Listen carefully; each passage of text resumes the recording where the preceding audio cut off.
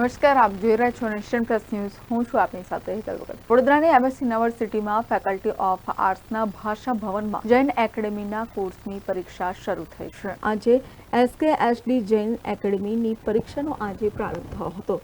આ દરમિયાન આર્ટ્સ ફેકલ્ટીના SKSD જૈન એકેડેમીના કોર્સ કોઓર્ડિનેટર ડોક્ટર શ્વેતા જેજુરકરે જણાવ્યું હતું કે આ કોર્સ એમએસ યુનિવર્સિટીમાં 2001થી ચાલે છે. ચાલુ વર્ષે જૈનાચાર્ય પૂર્ણચંદ્ર સાગર સુરેશ્વરજી મહારાજે વિદ્યાર્થીઓના વ્યાખ્યાન લીધા હતા. આ કોર્સમાં ઉત્તીર્ણ થનારાને યુનિવર્સિટી સર્ટિફિકેટ એનાયત કરશે. મહારાજા સયાજીરાવ યુનિવર્સિટીમાં SKSD જૈન એકેડેમી એટલે શ્રી કાલિદાસ સાકરચંદ જોશી જૈન એકેડેમી અંતર્ગત સર્ટિફિકેટ કોર્સ ઇન જૈનિઝમ ચાલે છે.